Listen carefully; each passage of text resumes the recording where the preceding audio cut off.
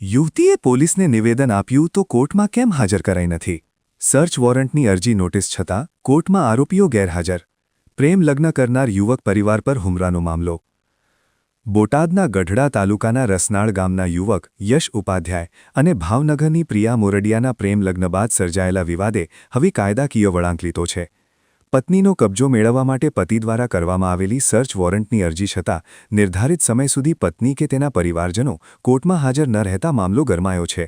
યુવકે કહ્યું, મારો પ્રશ્ન એ છે કે જો યુવતી ગઈકાલે રાત્રે 11:30 વાગે પોલીસ સ્ટેશન જઈને નિવેદન આપી શકતી હોય તો આજે કોર્ટના સર્ચ વોરંટ હોવા છતાં તેને કોર્ટમાં કેમ હાજર કરવામાં નથી આવતી? આરોપીઓને 29 ડિસેમ્બર સુધીમાં હાજર કરવા કોર્ટનો આદેશ. વકીલ બળવંતભાઈ વાઘેલાએ જણાવ્યું હતું કે મારા અસીલ યશ ઉપાધ્યાયે તેની પત્ની પિયાબેનનો સસરા પાસેથી કબજો મેળવવા નામદાર ભાવનગર ચીફ અદાલતમાં અરજી કરેલી. એ અરજીના કામે બપોરના 2 વાગ્યા સુધી એક પણ વ્યક્તિઓ સામાવાળા તરફથી હાજર થયેલ નહીં. બાદ સામે પક્ષે પિયાબેનના વકીલ હાજર થયેલા અને તેઓએ અરજી આપેલી. અરજીઓને ધ્યાને લઈ અદાલતે 29 ડિસેમ્બર 2025ના રોજ અદાલતમાં જે પિયાને પોલીસ પ્રોટેક્શન સાથે હાજર રહેવા માટે આદેશ કરેલ છે. સર્ચ વોરંટ છતાં આરોપીઓ કોર્ટમાં હાજર નહીં.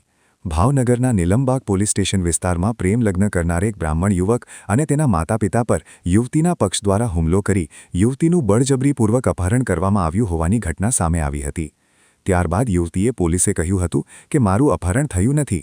જમવા સમયે પિતા અને સાસરી પક્ષ વચ્ચે થયેલા ઝઘડા અને બોલાચાલીથી કંટાળીને હું સ્વખુશીથી ગાડીમાં બેસીને ગઈ હતી.